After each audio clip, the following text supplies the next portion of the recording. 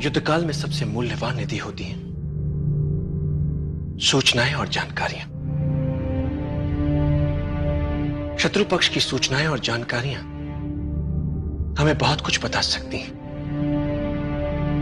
और जब हम इन्हें प्राप्त कर लेते हैं तो ये हमारी व्यूह रचना को बल ही नहीं देती, आधार भी देती हैं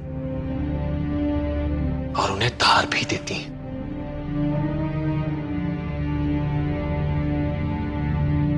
सामरिक महत्व की असरदार सूचनाओं के बल पर बड़े से बड़े युद्धों के परिणाम बदल जाते हैं। युद्ध में शत्रु को असावधान और निश्चिंत करने से बड़ा कोई शस्त्र नहीं होता। इसलिए युद्ध जीतने के लिए युद्ध काल में ही शत्रु को विश्वास दिला दो कि वास्तव में युद्ध वही जीत रहा है। वो निश्चिंत हो जाता है, उसके लड़ने की भूख शांत हो जाती है। ऐसे समय में उस पर आक्रमण कर उसे सदा के लिए धराशायी किया जा सकता है।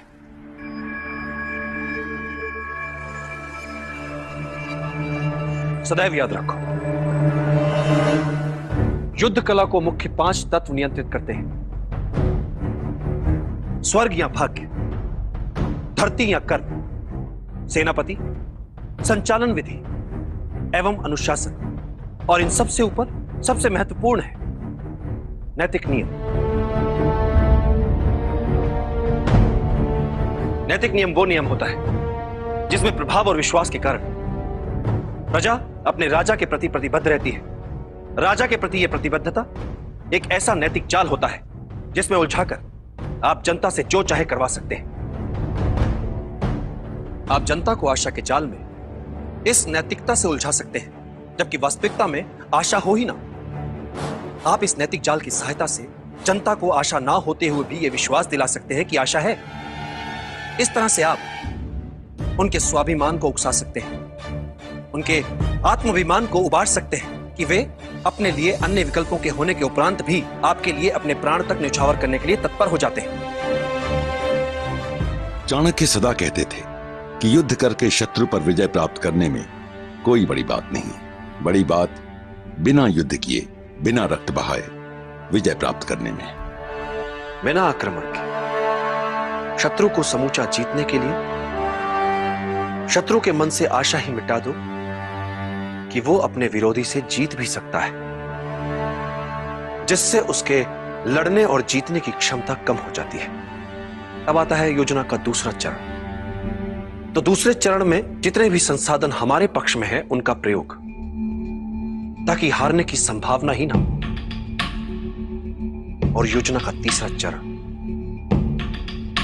शत्रु की निर्बलता का अपने लाभ के लिए प्रयोग, जिससे जीतने के लिए कम शक्ति लगानी पड़े।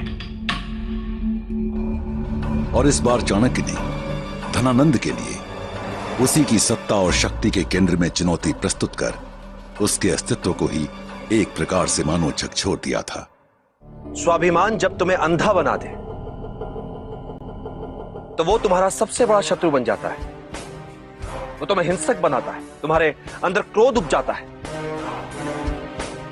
सबसे पहले हमें इस बात का ज्ञान होना आवश्यक है, और जब हम इस बात को जान लेते हैं तो हमें इसका उपयोगी अंग भी समझ लेना चाहिए, और वो ये है कि इस अभिमान का उपयोग अपने शत्रु के विरुद्ध करें। वो तिलमिला उठेगा और क्रोध से पागल हो कोई ना कोई भूल अवश्य कर बैठेगा।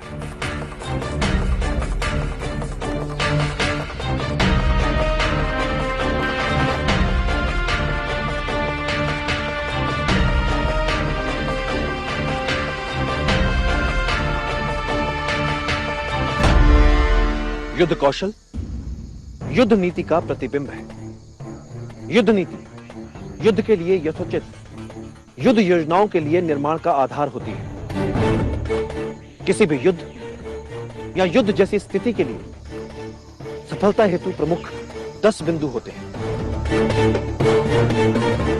युद्ध के लिए यथोचित योजना, युद्ध घोषणा का समय, युक्ति संगत आक्रमण, युक्ति संगत युद्ध शैली का चयन, शत्रु की शक्ति और उसके निर्बल पक्ष की विस्तृत जानकारी, अपने सैनिकों और अपनी क्षमताओं का भिन्न भिन्न ढंग से प्रयोग,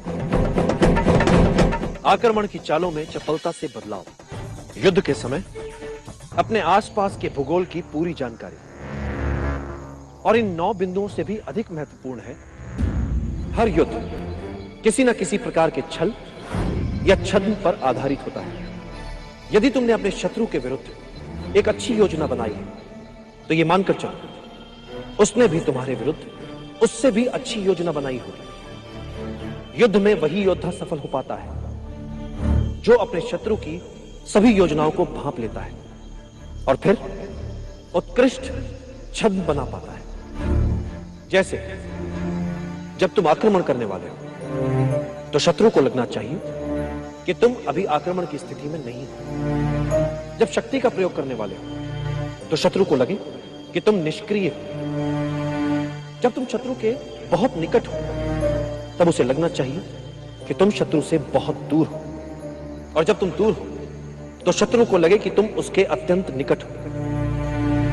शत्रु से अपनी सही स्थिति छिपाकर छल से उसे अव्यवस्थित करो और शत्रु जब अस्थिर हो उस पर वार करके उसे कुचल दो।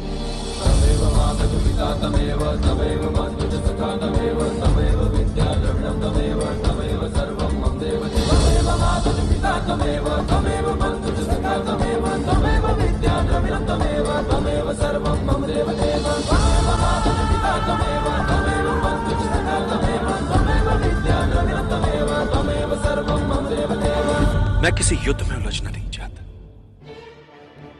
किंतु मगध जैसे साम्राज्य में यदि हम उनसे बिना लड़े अपने आप को बचा नहीं पाए, ऐसे में मगध से सीधे युद्ध के अतिरिक्त हमारे समक्ष और कोई विकल्प नहीं बचता।